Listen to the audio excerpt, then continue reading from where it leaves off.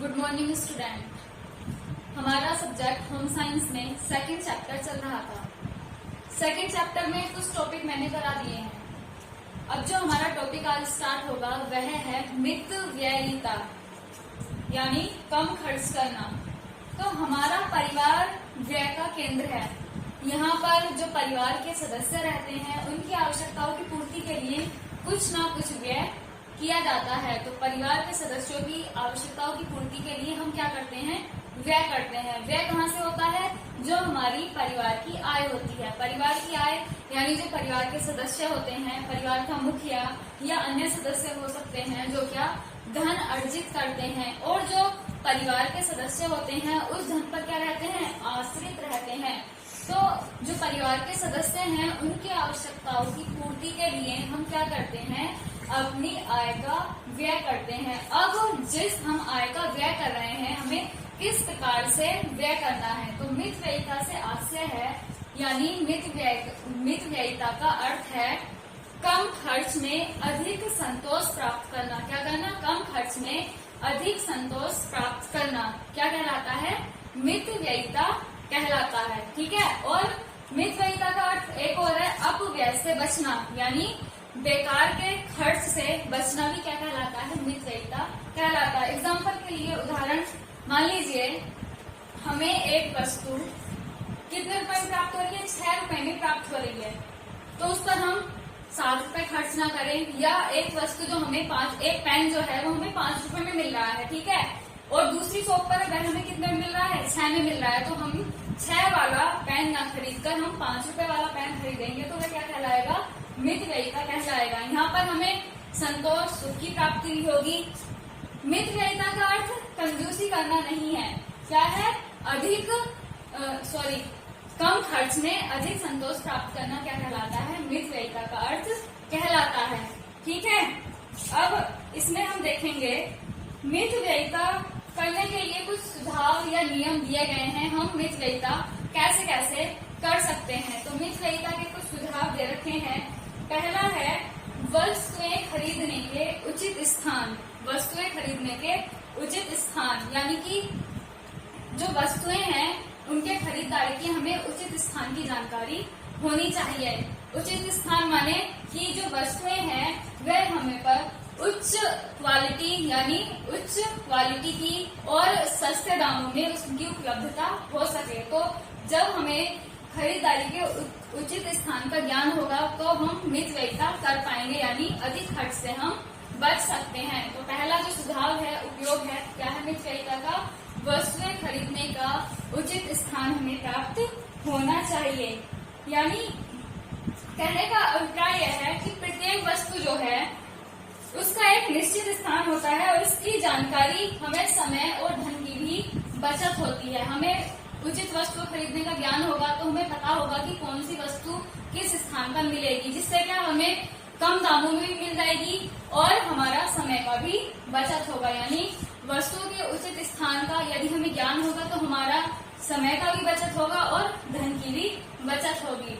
ठीक है। अब है हमारा सेकंड दे रखा है खरीदारी के सिद्धांत। तो खरीदारी के सिद्धांत में मितव्ययिता के लिए सर्वाधिक जो महत्व है वो खरीदारी के कुछ सिद्धांत हैं। यानी खरीदारी करते समय हमें किन किन सिद्धांतों का ज्ञान होना चाहिए, कौन कौन से सिद्धांत हैं खरीदारी करते समय कार्य करते हैं। तो पहला जो सिद्धांत है वो दे रखा है आवश्यकताओं का समुचित ज्ञान। जो हमारी आवश्यकताएं हैं, यानी जो परिवार के सदस्य हैं उनकी क्या क्या आवश्यकताएं हैं, उनकी हमें समुचित जानकारी होनी चाहिए, नॉलेज होनी चाहिए, ज्ञान होना चाहिए। तो इसमें जो परिवार के सदस्य हैं, एक सफल क्रेता को अपनी आवश्यकताओं का पूर्ण और समुचित ज्ञान होना चाहिए।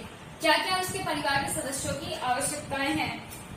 बाजार पहुंचने पर यदि कोई वस्तु हमें अच्छी लगती है और वह सस्ती ही होती है, एक तो हमें देखने में अच्छी लग रही है और उसके जो दाम है वो भी बहुत ज्यादा सस्ते हैं, तो उसकी आवश्यकता न होने पर यदि हम उसे खरीद लेते हैं तो फिर वो क्या कहलाएगा? वो मितव्ययिता नहीं कहलाएगा, वो क्या कहलाएगा? वो अपव्यय कहलाएगा। और मितव्ययिता में के अंतर्गत क्या आता है? अपव्यय से बचना। यानी खरीदारी के सिद्धांत में बताया है, यदि हम मार्केट जाते हैं हमें कोई वस्तु बहुत ज्यादा अच्छी लगती है और उसके जो दाम है वो सस्ते हैं और हम उसे क्या करते हैं, खरीद लेते हैं, तो फिर वो क्या कहलाएगा, अपव्यय कहलाएगा। और हमें मितव्ययिता में अपव्यय से बचना है, क्योंकि उसका न तो समुचित उपयोग होगा, केवल उन्हीं वस्तुओं को हमें खरीदना चाहिए जिनकी क्या हमें आवश्यकता होती है। तो हमें उन्हीं वस्तुओं को खरीदेंगे जिनकी क्या आवश्यकता है। और कब खरीद पाएंगे, जब हमें अपनी आवश्यकताओं की समुचित जानकारी होगी। ऐसा करने से कम धन व्यय करके हमें अधिकतम संतोष की प्राप्ति होती है। तो जो व्यक्ति है उसे समुचित ज्ञान होना चाहिए, किसका, आवश्यकताओं का, उसे पूरा पूरा ज्ञान होना चाहिए। अब है हमारा सेकंड दे रखा है आवश्यकताओं की तीव्रता का ज्ञान। आवश्यकताओं की तीव्रता का ज्ञान यानी कौन सी आवश्यकता की पूर्ति तत्काल की जानी है।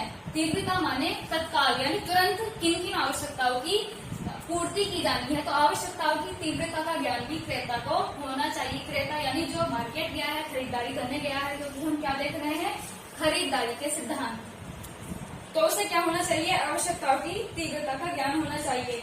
यानी कि किस आवश्यकता की तत्काल पूर्ति की जानी है और किसकी बाद में। ठीक है, जो व्यक्ति अपनी आवश्यकताओं की प्राथमिकता निर्धारित कर लेते हैं, यानी किन आवश्यकताओं को पहले प्राथमिकता देनी है, प्राथमिकता किन्हें देते हैं हम, अनिवार्य आवश्यकताओं को, तो फिर वो क्या करते हैं, अधिकतम संतोष की प्राप्ति करते हैं।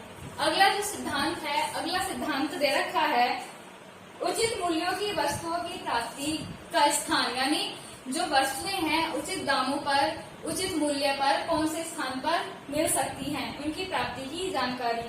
उसे क्रेता जो है उसे जानकारी होनी चाहिए कि किस दुकान और किस स्थान पर उचित मूल्य पर हमें वस्तु मिल जाएगी। मितव्ययिता के लिए आवश्यक है कि उचित मूल्य और दुकान से ही वस्तुओं की खरीदारी की जानी चाहिए। ठीक है, अगला जो सिद्धांत है, अगला सिद्धांत दे रखा है मोल भाव करने की योग्यता।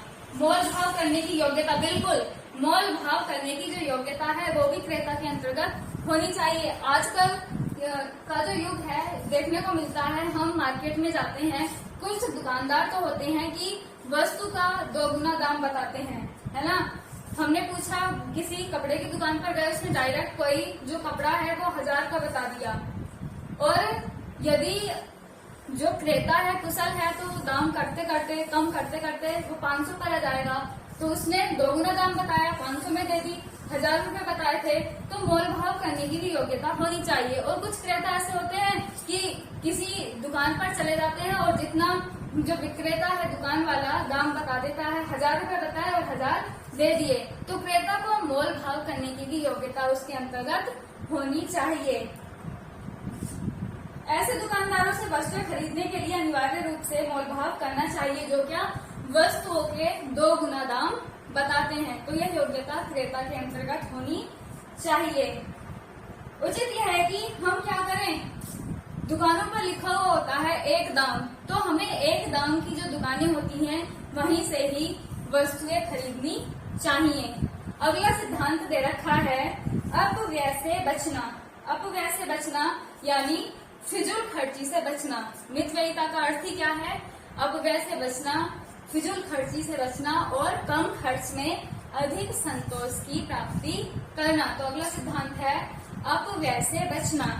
अपव्यय से बचने में यह क्या है, फिजूल खर्ची से बचा जाए। और फिजूल खर्ची वस्तुओं की क्रय से संबंधित हो सकती है। जब हम वस्तु खरीदते हैं तो उस पर हम क्या अनावश्यक व्यय ना करें, जितनी आवश्यकता है उतना ही हम खर्च करें।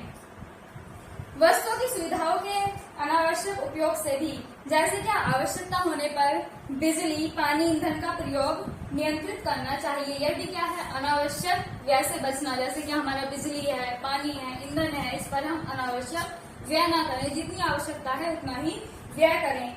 इसी प्रकार खाद्य सामग्री, जैसे क्या जो पकवान है उतने ही तैयार किए जाने चाहिए जितनी की क्या आवश्यकता है, जितने खाने का काम में आ सके। अधिक तथा अनावश्यक खाद्य सामग्री क्या होती है, अनावश्यक जो खाद्य सामग्री है वो व्यय होती है, अपव्यय होती है।